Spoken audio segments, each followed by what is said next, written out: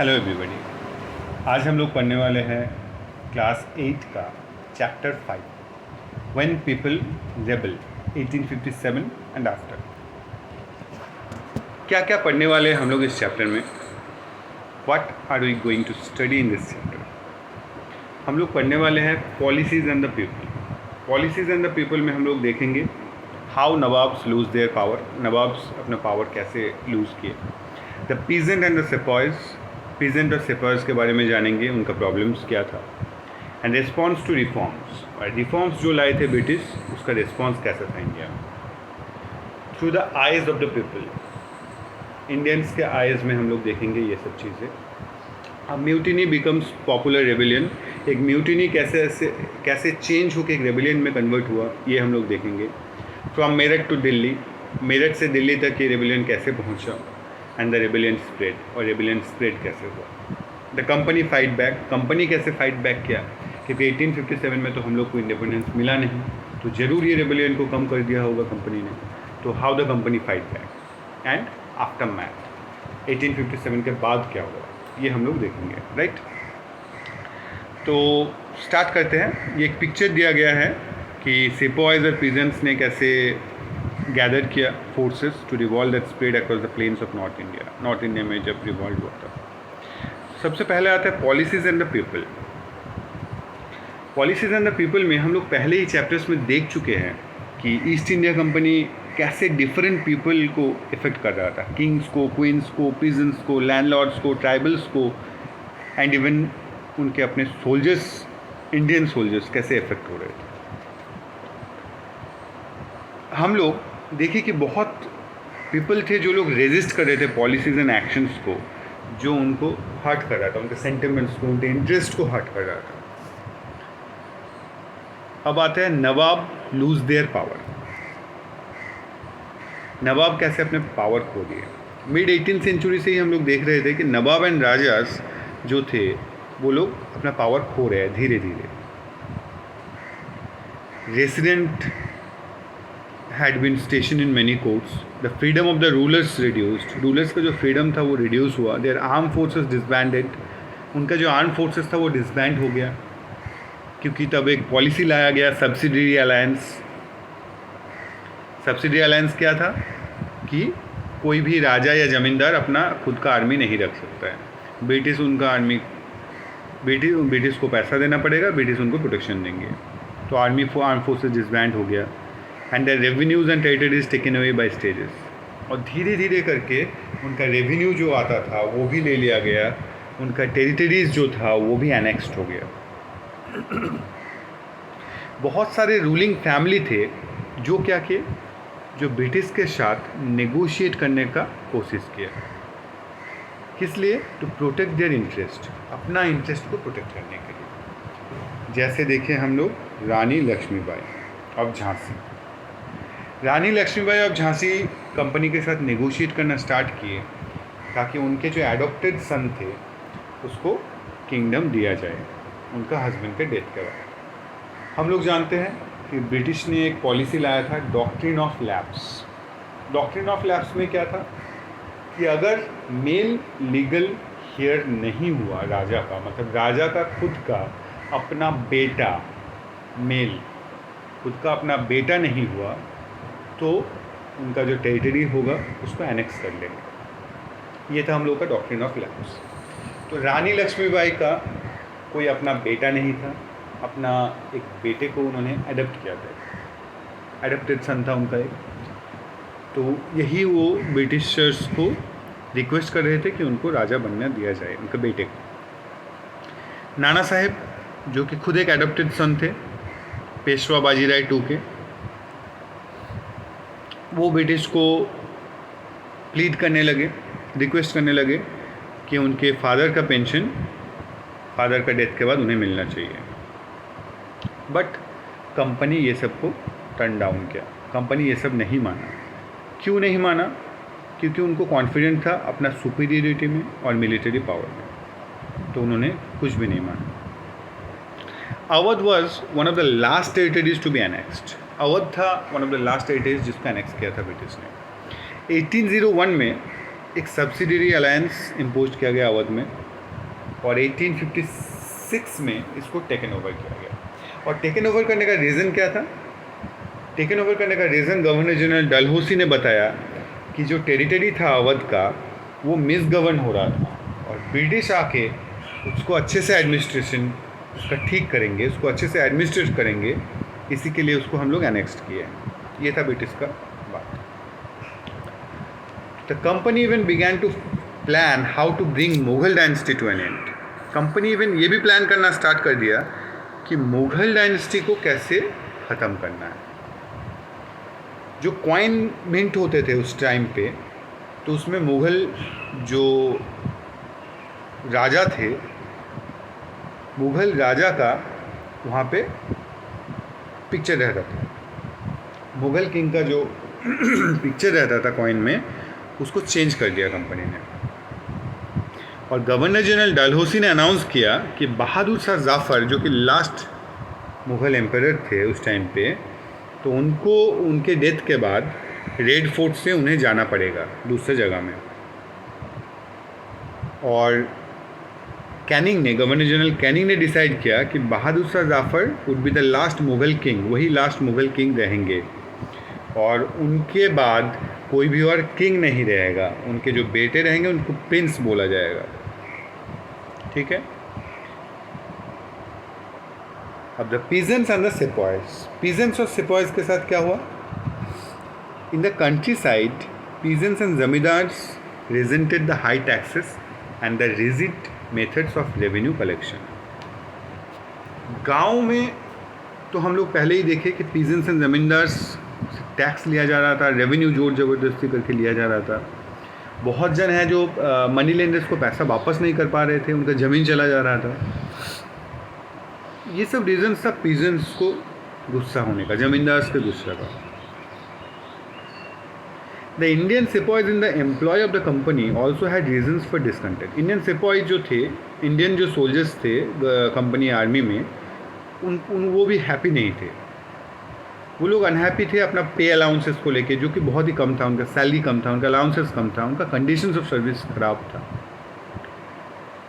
उससे भी ज़्यादा क्या था, कुछ नया रूल लाए थे कंपनी जो कि उनको रिलीजियस ग्राउंड में हर्ट कर रहा था। बहुत जन थे उस टाइम पे, बहुत सारा रिलीजन में ये विश्वास किया जाता था कि अगर सी क्रॉस कर दे, कोई समुंदर को कोई पार कर ले, तो उसका रिलीजन एंड कास्ट नहीं रहता है, रिलीजन एंड कास्ट चला जाता है। तो जब 1824 में सेपॉयज़ को बोला गया कि बर्मा जाओ, जो कि अभी म्यांमार है, बर्मा में जाके फाइट करो for the company, they refuse to follow the order. तो वो लोग ऑर्डर को फॉलो करने से रिफ्यूज़ किए। बट वो लोग they agreed to go by the land route, वो लोग लैंड रूट से गए और they were severely punished. And since the issue did not die down in 1856 the company passed a new law which stated that every new person who took up employment in the company's army had to agree to serve overseas if required. तो 1824 में जो ये झमेला हुआ, Burma में जाने के लिए ब्रिटिश ने फोर्स किया सेपॉयज़ को। सेपॉयज़ बाय लैंड गए वहाँ पे, बट फिर भी उनको पनिश किया गया। तो ब्रिटिश ने क्या किया, एक रूल बना दिया कि जो भी कंपनी आर्मी में रहेगा उसको ओवरसीज सर्विस देना पड़ेगा। Sepoys also reacted to what was happening in the countryside. Many of them were peasants and the families living in the villages, so the anger of the peasants quickly spread among them. सेपॉयज़ को ये भी पता था कि गांव में क्या हो रहा है, क्योंकि मैक्सिमम जो सेपॉयज़ थे उनका फैमिलीज थे पीजेंट्स, जमीन में खेती बाड़ी करते थे। बहुत जने खुद करते थे, अभी सेपॉयज़ में आ गए हैं, सोल्जर्स बन गए। बहुत जने जिनका family is engaged in the agriculture. तो उनको पता है कि गांव में क्या हो रहा है, जो कि उन्हें एकदम पसंद नहीं आ रहा था। और यही चीज़ सेपॉयज़ में पीजेंट से फैल गया। Response to reforms. ब्रिटिश को लगता था कि Indian society had to be reformed.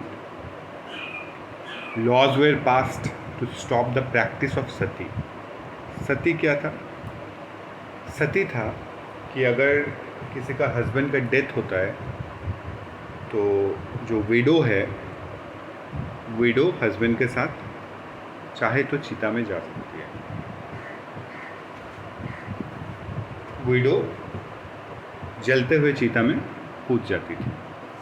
तो ये जो प्रैक्टिस था, और माना जाता था कि उनको मतलब विडो को स्वर्ग का प्राप्ति होता है इसी में,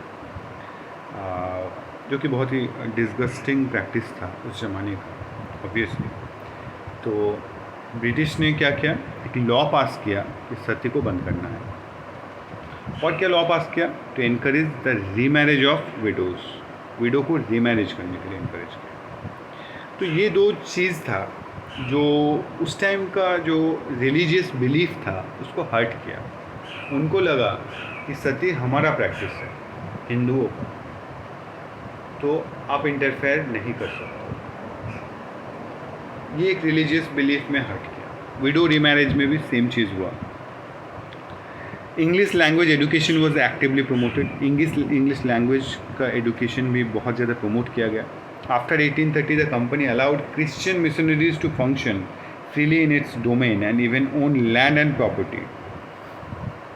1830 के बाद कंपनी ने क्रिश्चियन मिशनरीज को भी फंक्शन करने के लिए अलाउ कर दिया। और वो लोग क्या कर दिया, वो लोग कन्वर्शन करने लगा क्रिश्चियनिटी में। A new law was passed to make conversion to Christianity easier. Hindu को, मुस्लिम को क्रिश्चियन में कन्वर्ट करना। This law allowed an Indian who had converted to Christianity to inherit the property of his ancestors. ये law क्या क्या?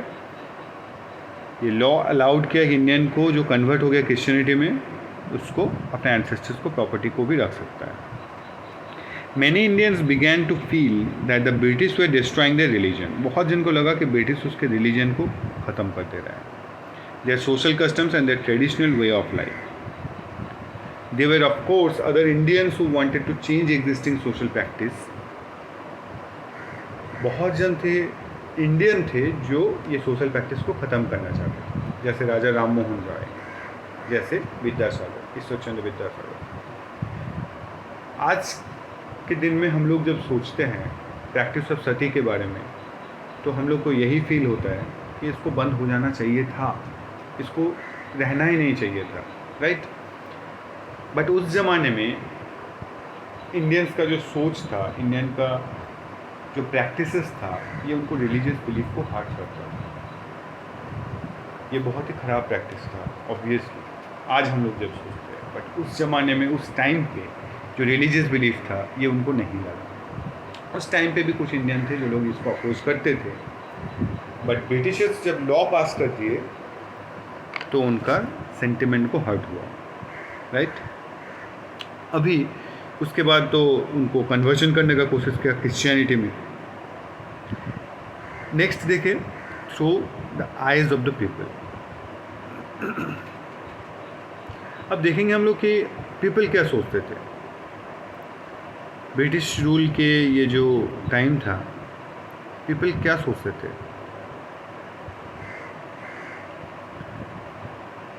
People सोचते थे ये जो चीज़ें हो रहा था, ये उनका माइंडसेट को चेंज करना स्टार्ट कर दिया।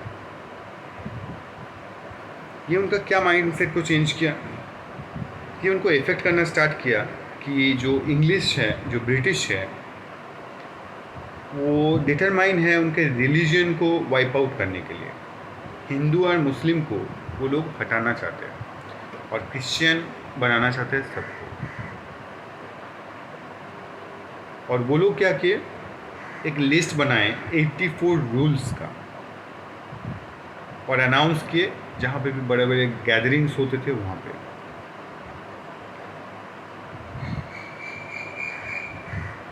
और ये जो चीज़ें हो रहा था, ये धीरे धीरे करके एक रेबेलियन को आगे लेके जा रहा था।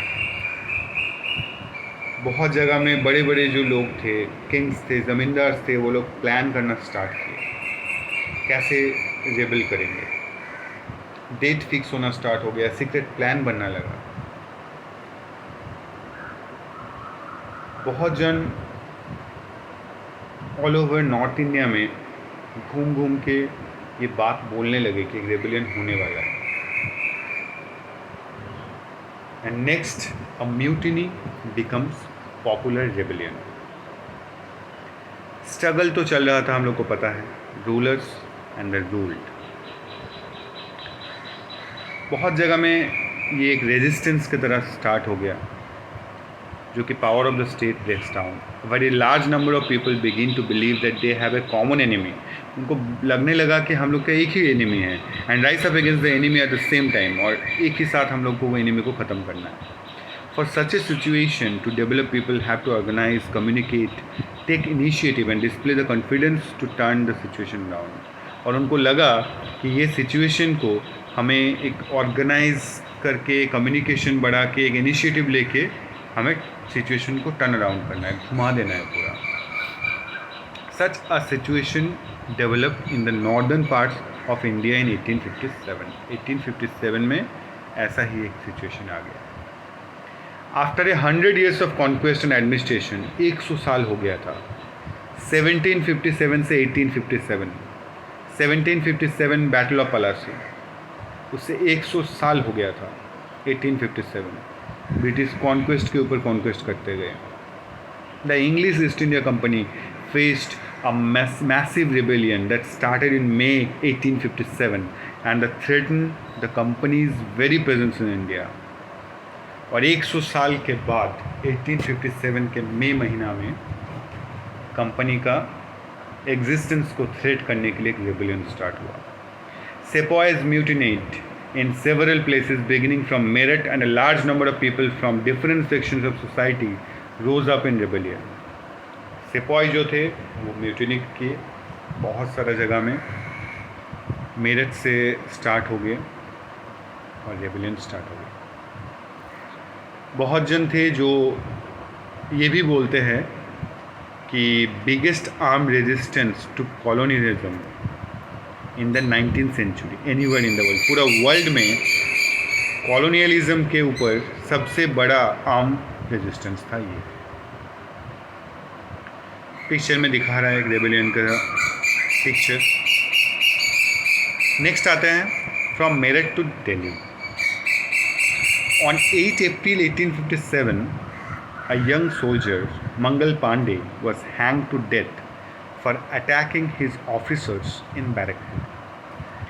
8 April 1857 में एक यंग सोल्जर जिसका नाम था मंगल पांडे, उसको क्या किया गया, अपने ऑफिसर को अटैक किया, इसलिए उसको हैंग टू डेथ, फांसी दे दिया गया। कुछ दिनों के बाद कुछ सिपाही थे मेरठ में जो कोई भी आर्मी ड्रिल नहीं करना चाहते थे using new cartridges. New cartridge में क्या था कि नहीं करना चाहते थे कि उन्हें लगा, तब के ज़माने में कार्टिज को क्या किया जाता था, मुंह में लगा के कार्टिज को निकालते थे। जो कार्टिज था उसको मुंह में लगा के निकालना पड़ता था, उसके बाद कार्टिज डालना पड़ता था बंदूक में। तो जो कार्टिज था, माना जाता था कि suspected of being coated with the fat of cow and pigs, कि जो कार्टिज था उसको काउ का फैट और पिग का फैट से उसको लुब्रिकेट किया जाता है। तो जब भी हम लोग मुंह में लगाएंगे तो काउ एंड पिग का जो फैट है वो हम लोग का मुंह में लगेगा। और हिंदू बिलीफ में काउ एंड मुस्लिम बिलीफ में पिग्स हम लोग नहीं खाते, तो इसी के लिए ये एक सेंटिमेंट को हर्ट किया, जो कि वो लोग आर्मी ड्रिल में नहीं करना चाहते थे, कार्टिज से आर्मी ड्रिल। और इसी के लिए उन लोगों को क्या किया गया, 10 साल के लिए जेल दे दिया गया फॉर डिसोबेइंग देयर ऑफिसर्स। ये हुआ 9 मई 1857 को। और इसी के रिस्पॉन्स में इंडियन सोल्जर्स जो मेरठ में थे, on 10 May the soldiers march to the jail in Meerut and release the imprison sipahis. 10 में सोल्जर क्या किया, मेरठ का जेल तक गया और रिलीज़ किया जो लोग को जेल में डाला था, सिपाहीज को। They attacked and killed British officers वो लोग अटैक किया ब्रिटिश को और मार दिया गया. They captured guns and ammunition and set fire to the buildings and properties of the British and declared war on the Firangis. वो लोग क्या क्या गन्स एमुनिशन को ले लिया और declared war on the firangis, Britishers के अगेंस्ट में वार डिक्लेयर कर दिया. सोल्जर्स डिटरमाइन थे कि वो लोग ब्रिटिश रूल को ख़त्म कर देंगे, बट ख़त्म तो कर देंगे मगर राज कौन करेगा? Who rule the land in state? तो सोल्जर के पास एक ही आंसर था इस क्वेश्चन का, द मुगल एम्परर बहादुर शाह जाफर. बहादुर शाह जाफर. तो इसी के लिए जो सिपाही थे मेरठ में, वो लोग दिल्ली पहुंच गए नेक्स्ट मॉर्निंग में. As news of their arrival spread, the regiment station in Delhi also rose up in rebellion. जो दिल्ली का रेजिमेंट थे वो भी रेबेलियन करना स्टार्ट हो गया. Again British officers were killed.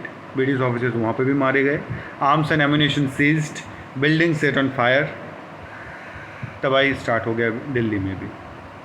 Triumphant soldiers gathered around the walls on the Red Fort where the badshah lived. जहाँ पे बहादुर शाह जाफर रहते थे वहाँ पे आ गए वो लोग, डिमांडिंग टू मीट हिम, उनको मिलने के लिए. The emperor was not quite willing to challenge the mighty British power, but बहादुर शाह जाफर को नहीं लगता था कि वो चैलेंज कर सकता है ब्रिटिश पावर को, बट द सोल्जर्स परसिस्टेड.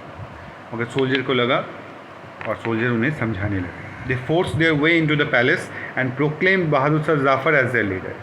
वो लोग पैलेस के अंदर घुस गए और बहादुर शाह जाफर को उनको लीडर बना दिया.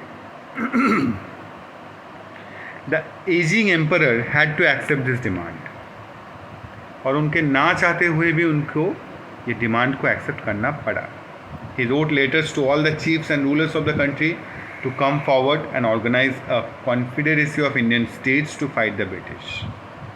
This single step taken by Bahadur Shah had great implication. और बहादुर शाह जाफर क्या किए कि एक लेटर लिख दिए, और लेटर लिखने के बाद वो लेटर में हर एक लीडर को और चीफ्स को उन्होंने लिखे कि ब्रिटिश को फाइट करने के लिए और एक इंडियन स्टेट का कन्फेडरेसी ऑर्गेनाइज करने के लिए. Mughal dynasty had ruled over a very large part of the country. Most smaller rulers and chieftains controlled different territories on behalf of the Mughal rulers.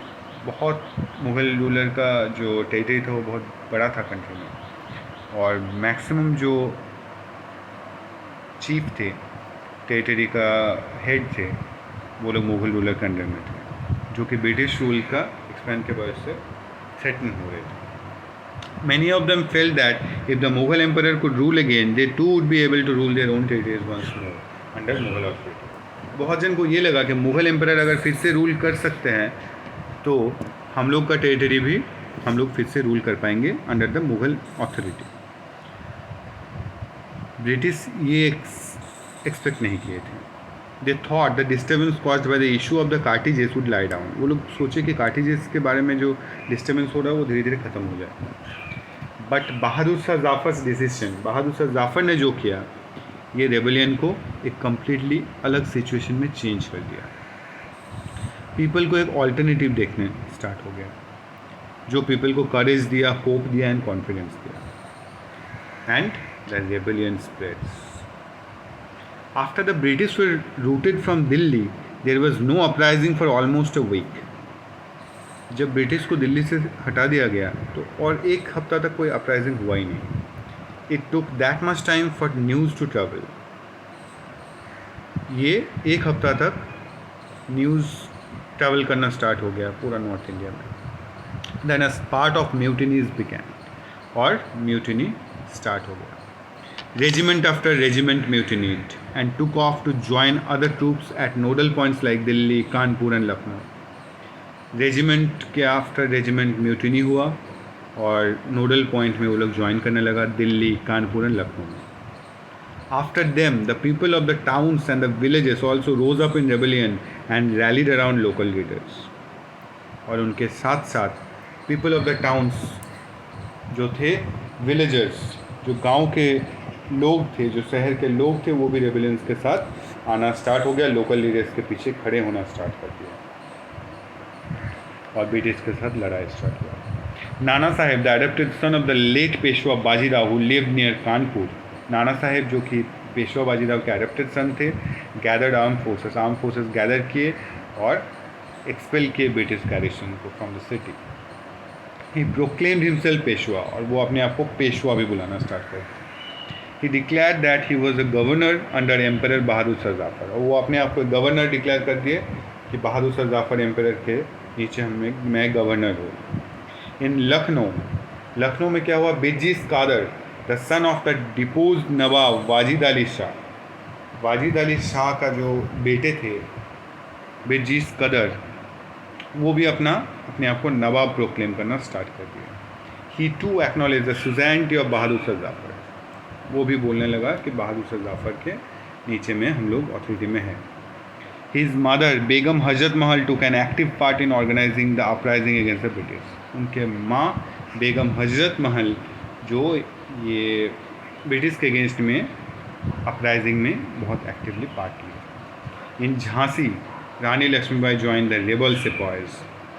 रानी लक्ष्मीबाई झांसी में जो लोग रेबेलियन कर रहे थे उनके साथ ज्वाइन किए और ब्रिटिश के साथ लड़ना स्टार्ट किए तात्या टोपी के साथ. The general of Nana Saheb. In the Mandla region of Madhya Pradesh का मंडला रीजन में Rani Avanti Bai Lodhi of Ramgarh raised and led an army of 4,000 against the British who had taken over the administration of the state. Rani Avantibai Lodhi जो रामगढ़ में थे, वो एक आर्मी लेके 4,000 का आर्मी लेके ब्रिटिश के साथ लड़ना स्टार्ट किया. The British were greatly outnumbered by the rebel forces. British जल्दी ही आउटनंबर हो गए, रेबल फोर्सेस जीतना स्टार्ट कर दिया. They were defeated in a number of battles. बहुत सारे बैटल्स में वो लोग हारना स्टार्ट हो गया. ये पीपल को कन्विंस किया कि ब्रिटिश रूल कोलैप्स हो सकता है. There are no power that can not be collapsed. और उनके कॉन्फिडेंस आ गया कि हाँ हम लोग जीत रहे हैं. और यही सिचुएशन रेबेलियन को बहुत ज़्यादा पॉपुलर कर गया. On 6 August 1857, we find a telegram sent by Lieutenant Colonel Tytler to his commander-in-chief expressing the fear felt by the British. British क्या सोचते थे, उनका लेफ्टिनेंट कमांडर उनको एक टेलीग्राम दिया था. उसमें लिखा है, Our men are cowed by the numbers opposed to them and the endless fighting. Every village is held up against us. The zamindars have risen to oppose us. बोल रहा है कि हर एक गांव से आदमी फाइट कर रहा है और हम लोग टायरलेस फाइटिंग से और नहीं जीत पा रहे. मैंने न्यू लीडर्स केम अप, बहुत सारा नया लीडर्स आ गए सामने. फॉर एग्जांपल अहमदुल्ला शाह, अ मौलवी फ्रॉम फैज़ाबाद से अहमदुल्ला शाह मौलवी जो रूल ऑफ ब्रिटिश को ख़त्म होने वाला है ये फैला दिया चारों तरफ. He caught the imagination of the people and raised a huge force of supporters. वो बहुत सपोर्टर्स लेके आए. He came to Lucknow to fight the British. Lucknow आ गए ब्रिटिश से लड़ने के लिए. In Delhi a large number of ghazis और religious warriors came together to wipe out the white people. Delhi में भी एक लार्ज नंबर ऑफ गाजीज आए जो कि क्या थे, रिलीजियस वॉरियर थे. वक्त Khan a soldier from Bareilly. वक्त खान एक सोल्जर था जो बरेली से था. वो लार्ज फोर्स फाइटर्स का जमा किया और came to Delhi. He became a key military leader of the rebellion. Leader बन गया. इन बिहार एन ओल्ड जमींदार कुनवार सिंह, एक जमींदार था जो कि रेबल सिपाहीज को ज्वाइन किया बैटल फील्ड में. Leaders and fighters from across the land join the fight. हर एक कोई लड़ाई में ज्वाइन करना स्टार्ट किया. ब्रिटिश तो चुप रहने वाला है नहीं, तो the company fights that. Unnerved by the scale of the upheaval, the company decided to repress the revolt with all its might. Company को लगा कि अभी पूरा जोर दे के रिवॉल्ट को ख़त्म करने का टाइम है। कंपनी ने रीइंफोर्समेंट भेज दिया इंग्लैंड से और नया लॉ पास कर दिया। क्या लॉ पास किया कि rebels could be convicted with ease and then moved into the storm centres of the revolt. डराना स्टार्ट कर दिया। कैसे डराया? डराया ऐसे कि जो रिवॉल्ट थे, जो रेबल्स थे, उनको इजीली कन्विक्ट कर सकते हैं, मतलब टाइम नहीं लगेगा, उनको पकड़ो और हैंग टू डेथ कर दो। इस टाइप का डराना स्टार्ट किया। दिल्ली को रिकैप्चर कर लिया रेबल फोर्सेस से 7 सितंबर 1857 में। And the last Mughal emperor Bahadur Shah Zafar was tried in court and sentence to life imprisonment. और बेचारे बहादुर शाह जाफर को कोर्ट में ट्रायल दिया गया और उनको लाइफ इम्प्रिजनमेंट दे दिया गया है और उनके वाइफ को रंगून में भेज दिया गया प्रिजन में।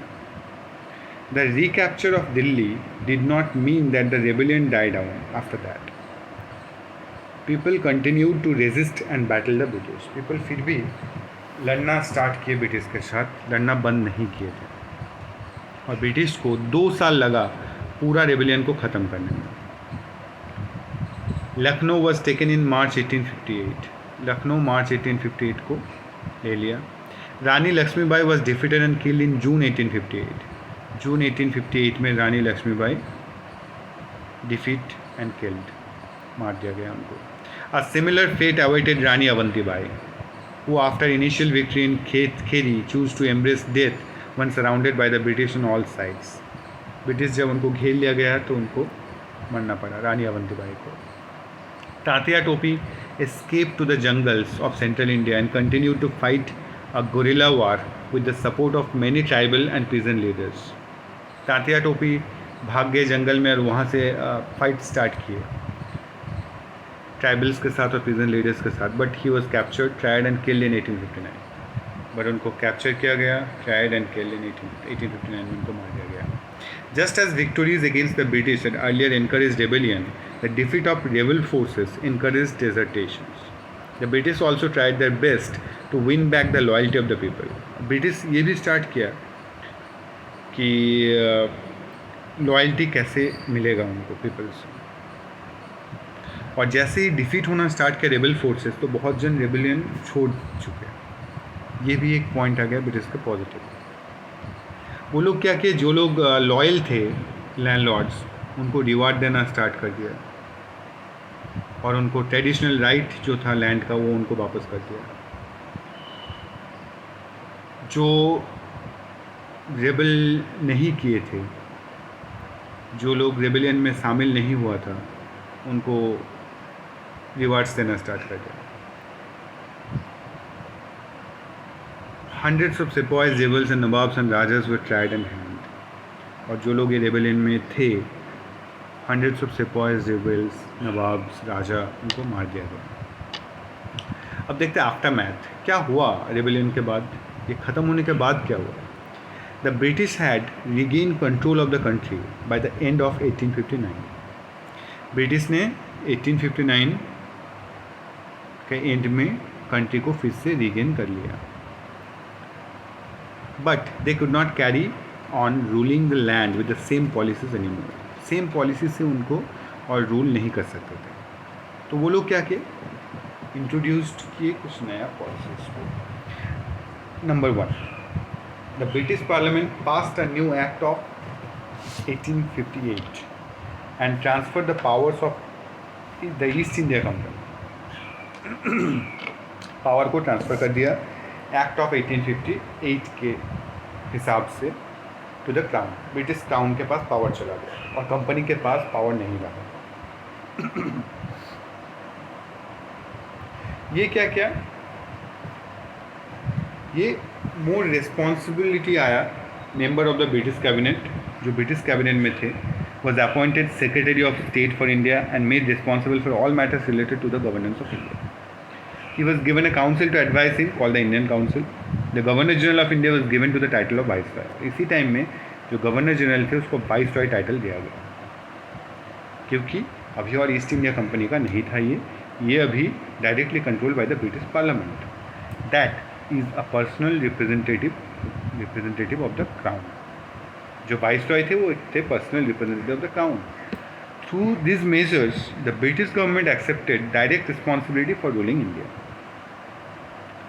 ये जो चीज़ था, ये चीज़ से ब्रिटिश गवर्नमेंट को डायरेक्ट रूलिंग के लिए मिल गया। पॉइंट क्या था हम लोग का कि पावर ट्रांसफ़र हो गया ब्रिटिश क्राउन को by the new act of 1858। Member of British cabinet was appointed as secretary of state of India. British cabinet से secretary of state of India appoint किया गया और गवर्नर जनरल बन गए viceroy, जो क्या थे, पर्सनल रिप्रेजेंटेशन थे ऑफ द क्राउन, जिसका डायरेक्ट रिस्पॉन्सिबिलिटी था। 2 नंबर में क्या देखें, all ruling chiefs of the country were assured that their territory would never be annexed in future. जितने भी रूलिंग कंट्री थे, रूलिंग चीफ्स थे, उनको बोला गया कि उनका एनेक्सेशन और नहीं होगा। They were allowed to pass on their kingdoms to the heirs. वो लोग अपना किंगडम अपना हेयर को दे सकते हैं। They were made to acknowledge the British queen as their sovereign paramount. British queen को उनको सबसे ऊपर का दर्जा देना पड़ेगा। And the Indian rulers were to hold their kingdoms as subordinates to the British crown. उनके अपने किंगडम को रखना पड़ेगा ब्रिटिश क्राउन के नीचे एज ए सबऑर्डिनेट। 3 नंबर में क्या देखें हम लोग, it was decided that the proportion of Indian soldiers in the army would be reduced. कि इंडियन जो सोल्जर्स हैं उनको कम करना है आर्मी से। And the number of European soldiers would be increase, और यूरोपियन सोल्जर्स को बढ़ाना पड़ेगा। और क्या क्या कि अवध से, बिहार से, सेंट्रल इंडिया से, साउथ इंडिया से सोल्जर्स को रिक्रूट नहीं करके ज़्यादा से ज़्यादा सोल्जर्स रिक्रूट होगा गोरखा, सिख और पठान, जो लोग रेबेलियन में पार्ट नहीं लिए थे ज़्यादा। 4 नंबर में क्या है, the land and the property of Muslims were confiscated on a large scale and they were treated with suspicion and hostility. Muslims के जो प्रॉपर्टी थे उसको ले लिया गया, मुस्लिम्स कॉन्फिस्केट किया गया और उनको सस्पिशन और हॉस्टिलिटी से ट्रीट किया गया। The British believe that they were responsible for the rebellion in a big way. इनको लगा कि मुस्लिम्स ये रेबेलियन को स्टार्ट करने में बहुत ज़्यादा हाथ है उनका। 5 नंबर में क्या देखें, the British decided to respect the customary religious and social practices of the people in India. British ने बोला कि हम लोग रेस्पेक्ट करते हैं आपका religious practice and social practice को। 6 नंबर में क्या देखें, policies were made to protect landlords and zamindars and give them security of rights over their lands. कि पॉलिसी बनाया गया लैंड प्रोटेक्ट करने के लिए लैंडलॉर्ड और ज़मींदार को। और ये चीज़ एक नया फेज ऑफ हिस्ट्री का स्टार्ट हुआ इन 1857। ये हम लोग देखे पूरा चैप्टर 5 हम लोग का ख़त्म हुआ। क्या क्या पढ़े हम लोग एक बार रिवाइज कर लेते हैं फटाफट कि क्या क्या हम लोग चैप्टर में पढ़े। हम लोग स्टार्ट किए इंट्रोडक्शन से, when people rebel 1857 and after. हम लोग देखे कि पॉलिसीज़ क्या क्या लाया था जो कि पीपल को हर्ट कर रहा था। नवाब अपना पावर ख़त्म होना स्टार्ट हो गया नवाब्स का। हम लोग देखे कि रानी लक्ष्मीबाई का प्रॉब्लम क्या था, उनके एडॉप्टेड सन नाना साहेब जो कि एडॉप्टेड सन थे पेशवा बाजीराव टू के, उनको अपना पेंशन नहीं मिल रहा था। उसके बाद देखे हम लोग the peasants and the sepoys. Peasants and sepoys को क्या प्रॉब्लम हो रहा था वो तो हम लोग पहले ही देखे हैं। सेपॉयज़ को क्या प्रॉब्लम हो रहा था ये हम लोग देखे। कार्टिज था जो उनका काउ एंड पिग फैट से बना था, उनको दांत से वो निकालना पड़ता था, जो उनका रिलीजियस बिलीफ को हर्ट कर रहा था। समुंदर पार करना है जो उनका रिलीजियस बिलीफ को हर्ट कर रहा था। रिस्पॉन्स देखे रिफॉर्म्स के साथ, सती, विडो मैरिज, ये सब ब्रिटिश स्टार्ट करना चाहते थे, सती को बंद करना चाहते थे, विडो मैरिज को स्टार्ट करना चाहते थे, जो क्या क्या उस टाइम का जो हिंदूज़ थे, मुस्लिम्स थे, जिन जिन का रिलीजन में ये सब चीज़ें था, स्पेशली हिंदूज़, जो प्रैक्टिस ऑफ सती था वो हिंदूज़ में चलते थे, वो चीज़ को बंद करने का कोशिश किया ब्रिटिश, जो हर्ट किया इनका रिलीजियस सेंटिमेंट को।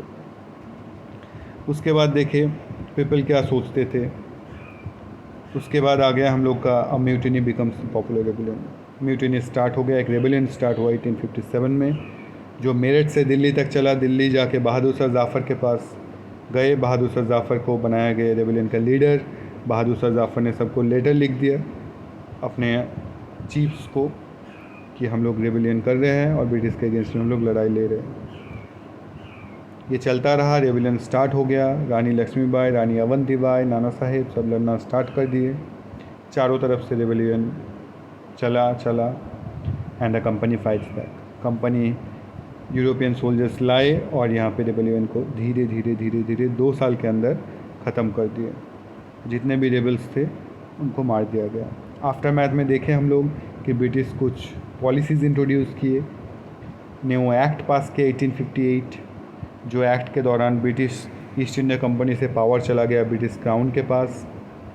जो भी 2 नंबर में क्या देखे कि कोई भी चीफ को जो ज़मींदार से अपना किंगडम नहीं जाएगा और वो लोग अपना हेयर को अपना किंगडम दे सकते हैं। और क्या देखे कि सोल्जर्स, इंडियन सोल्जर्स में कम होगा ब्रिटिश आर्मी में और यूरोपियन सोल्जर्स ज़्यादा होंगे। और Awadh, Bihar, central India, south India, यहाँ से सोल्जर्स नहीं जाएगा।